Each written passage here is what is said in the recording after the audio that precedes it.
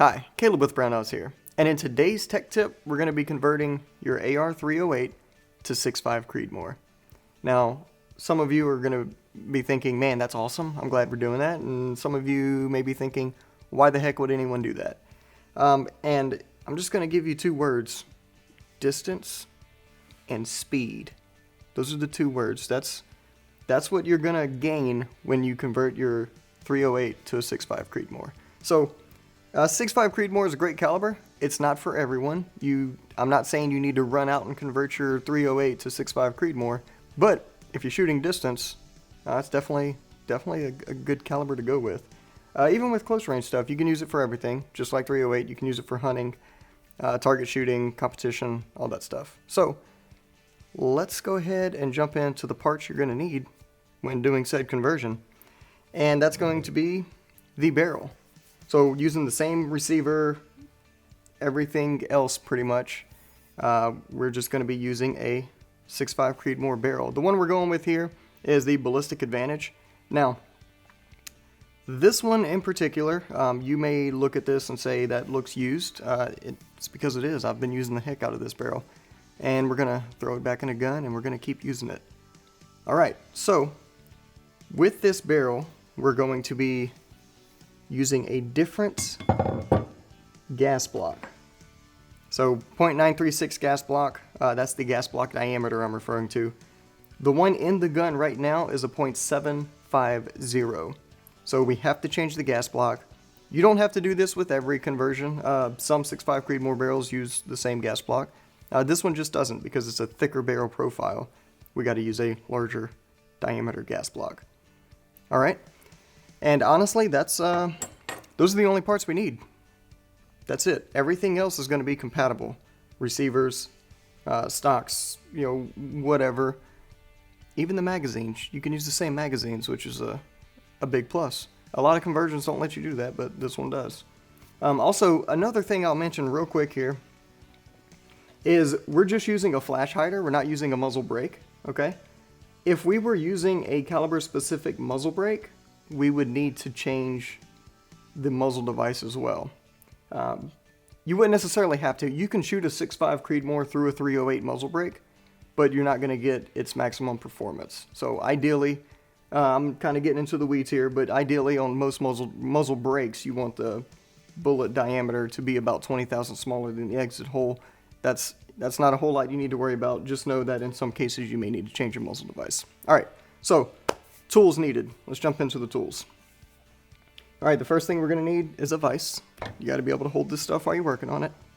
And you're going to need a vise block. So I'm going to be using the device by the Device Manufacturing. This is by far my favorite upper receiver fixture ever. Obviously, you've seen me use this one on the AR-15 platform. Yes, it is obviously different for the 308 platform because it's a larger receiver. So we're going to be using this one here. Next, you're going to need a wrench. And for our wrench, I'm going to be using the Midwest Industries Armor wrench. Kind of bear in mind here, what we're going to be using this for is going to be to remove the barrel nut. If you have, depending on what handguard you have, you may have a proprietary barrel nut that only uses a certain wrench or, whatever. So keep in mind you may need to use a different wrench than what we're using here. So moving on from there, we are going to use a torque wrench so that we may torque things whenever the time comes. And you'll know when the time comes, I'm going to say, hey, we're going to torque this, and that's how you'll know. Alright, so last set of tools we're using here is going to be the fix-it sticks. We're not going to use every one of these, fortunately, but this set has everything we need in it. We got a rag for doing things that rags do. And then we have some Brownells Action Lube Plus because I put this stuff on everything, alright? So, let's get started. First thing we're going to need to do is to make sure this firearm is indeed unloaded, which I'm sure we all know that step here. Alright, so check that. Alright, so what we're going to do at this point is separate the upper receiver from the lower receiver. Just going to push some pins there, then we're going to pull some pins.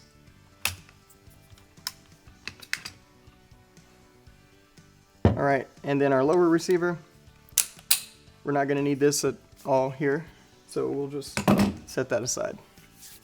Alright, now what I'm going to do, just to get it out the way, I'm going to pull this bipod off real quick.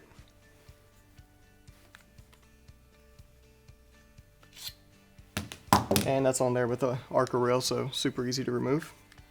Alright, now we can remove our bolt and charging handle. Set those aside. Alright, and I'm going to stick this into the device.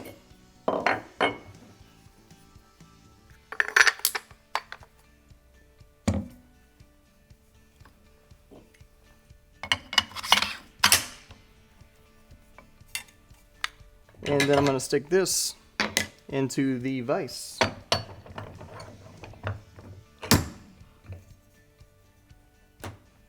Alright, that's a good spot. You should be able to see everything from there. Alright, so I'm going to go ahead and get this optic out the way. Doesn't matter that it's zeroed. It is already zeroed, but we're going to have to re-zero it anyway, so no big deal.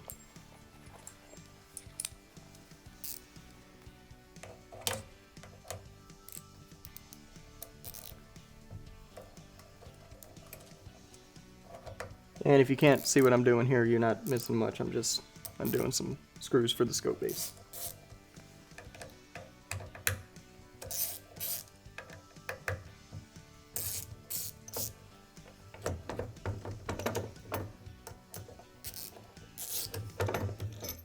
Alright, we'll set our optic aside. And now we are just left with the upper receiver, kind of ready to go here. And whenever I'm doing this stuff here, I kind of like to just go ahead and get the muzzle device out of the way first, because you're going to need to remove other stuff and the muzzle device is going to be in the way. Alright, so we'll just take our AR wrench here.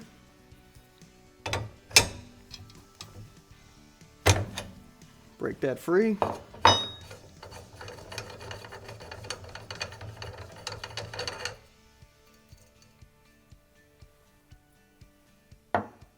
Alright, and now we can go ahead and get this handguard out the way.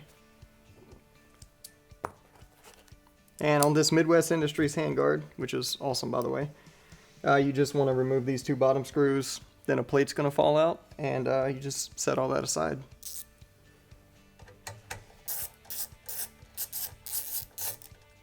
Alright, there's one screw.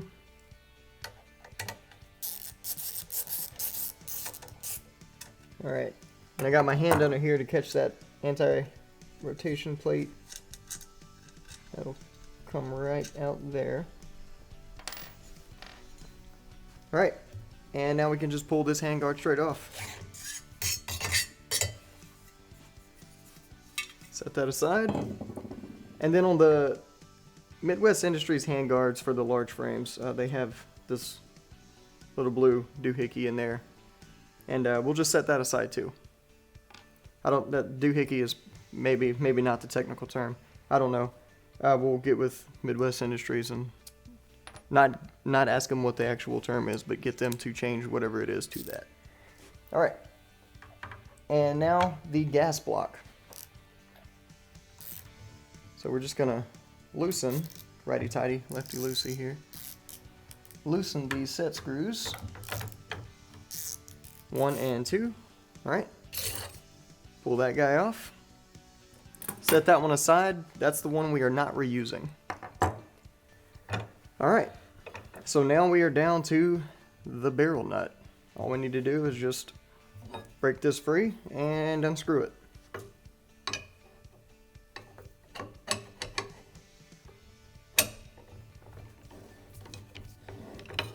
Alright.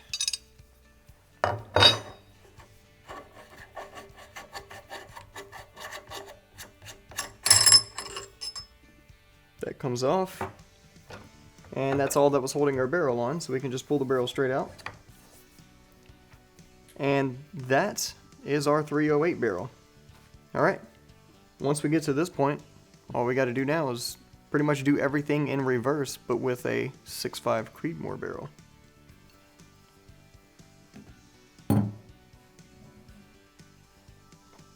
Alright, so I'm going to take my rag here,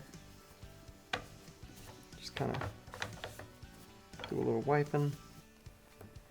Alright, now I'm going to take my Action Lube Plus, just dab a bit on my finger here, and spread that onto the barrel extension.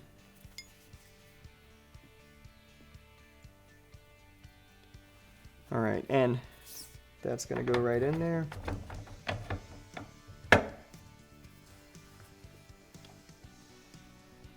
Get a little bit more grease with our barrel nut here. There's already a good bit on it from the last build, but I like to put a little bit on that front shoulder, because that's where all your torque's going whenever you tighten this down. Alright, tighten on that barrel nut by hand.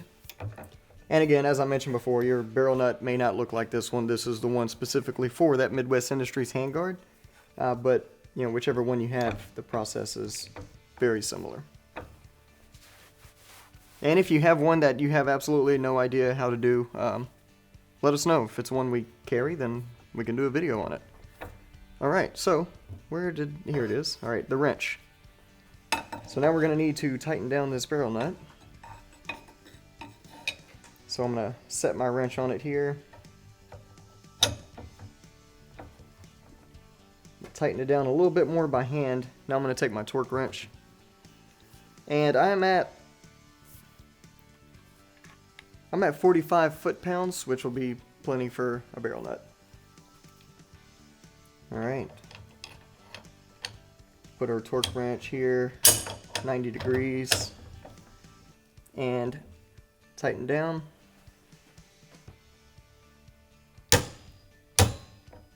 And there we have it. So, I'll also note here that a lot of people like to tighten and loosen their barrel nut to marry it to the threads on the upper receiver, all that jazz. But this barrel nut came off of this upper receiver, so you don't need to do it because of what we're doing here. Alright, so next step is going to be getting the gas block and gas tube on. Alright, so like I said before, I have this larger diameter, and I already have the gas tube installed into the gas block. It just uses a roll pin that goes in the front there. And we'll just slide that on from the front. Gas tube goes through the upper receiver here.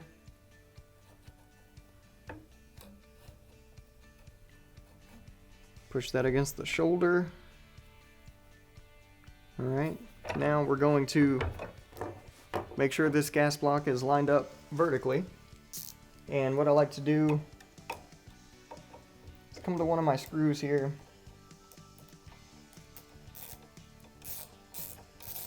Tighten it down, or snug it, don't tighten it down, snug it. Then back off just a little and actually use the wrench to rotate.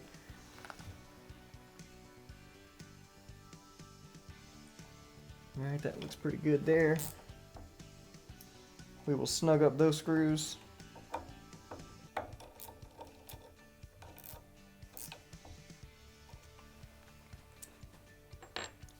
And since we're here, we'll go ahead and torque them.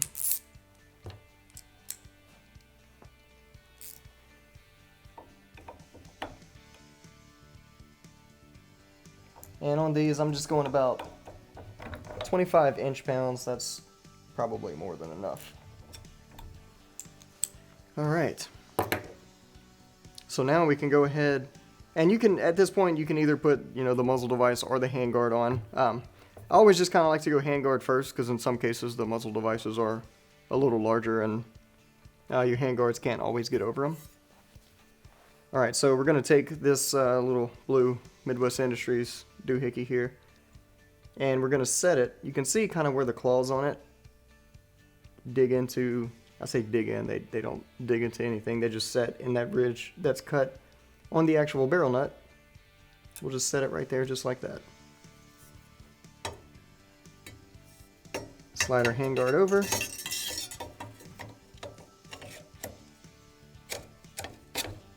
All the way against the receiver. Just like so. Okay. Now, this bottom plate, it only goes on one way. if you put it in wrong, it will not sit flush, so it's kind of easy to tell whether or not you did it correctly. And we'll just set it in like that. We'll turn it like this here. We'll set each screw into the hole to hold that plate in place there.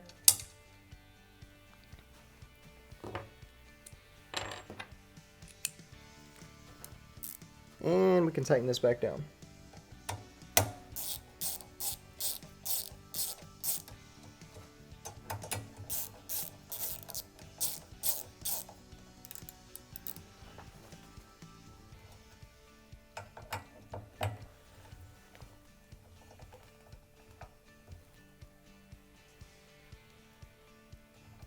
Alright, and your handguard may be different, but on these I'm just going to 35 inch-pounds.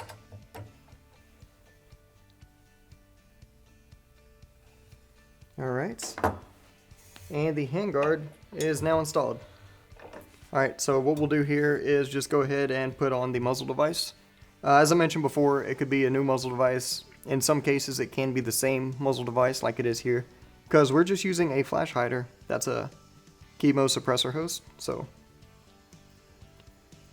I've already measured out my shims for this process.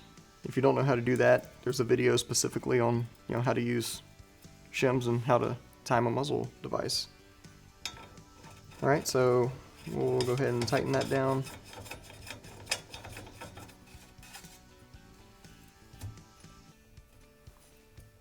Tighten it by hand, and then of course come at it with the wrench.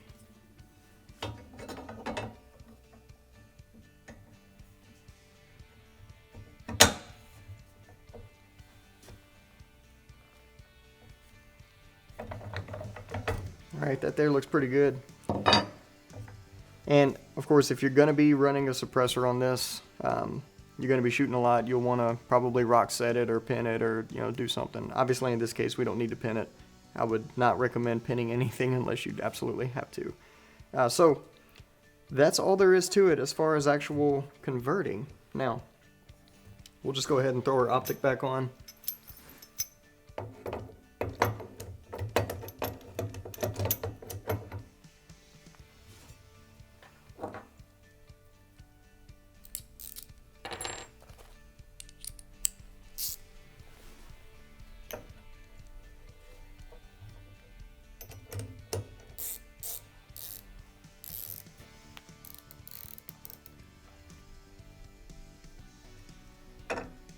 Alright, so at this point, everything's installed. All we pretty much have to do now is just to kind of check and verify.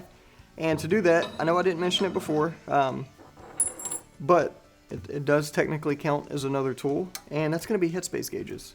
So it is an I almost said AR-15. It is an AR-308 barrel, or AR-308 platform type setup. So just like the AR-15, if your headspace isn't good, there's nothing you can do to fix it. You have to either change the bolts or the barrel.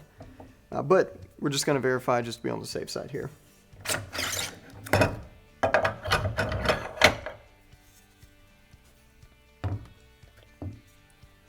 Alright. And you do want to do this on a clean chamber and everything. This barrel is clean, fortunately. Even though it is used, it is nice and clean. Alright, so I'm just going to take my bolt here.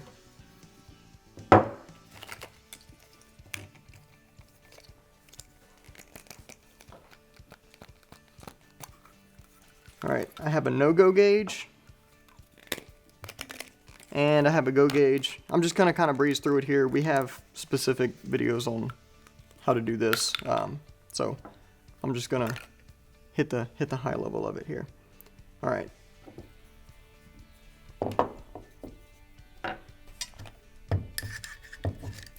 Throw my charging handle in, bolt carrier group. Alright, my go gauge, which has a relief cut. I'm gonna stick that in there.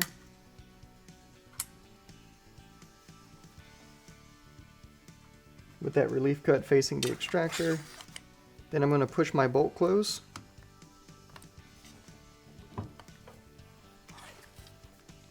Alright, that was the go gauge and the bolt closed, so that's a good sign.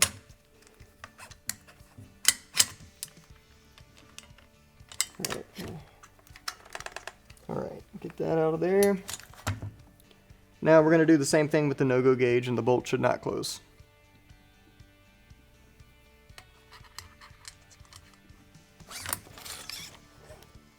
Alright, I'm pushing it. Alright, and I can't get it to close.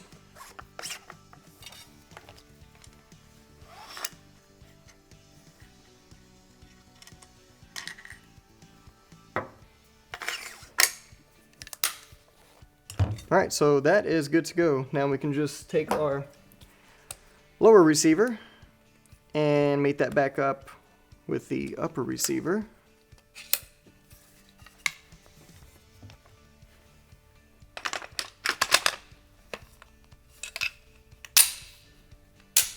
Alright, now we have an AR-308. 308 being the actual like platform name, not that it's a 308 caliber, but now we have an AR-308 chambered in 6.5 Creedmoor. And all we had to do was basically, the only major component we changed was the barrel. Alright, so this one here, I know like some of y'all may be asking, you know, what gun did he start with? This is an Aero Precision upper and lower receiver. I started with their stripped receivers and built the 308. I didn't start with a complete rifle. So me personally, if you're going to be doing any kind of like large frame AR build, the Aero Precision receivers are definitely the way to go. I've had a ton of luck with these. They're extremely reliable. The machining quality's there, and everything. It's just overall high quality. I'm trying to get into all these technical terms here, but I don't really need to. It's a good receiver set, and you should buy it. There, that's all I got for you. All right, so that was converting 308 to 6.5 Creedmoor. If you're watching this on the website, I'm gonna try and link everything we used here down below. If you're watching this on YouTube, I hope they're okay with this. We did a lot of technical stuff. We'll see. I don't know. Thanks for joining us, and we'll see you next time.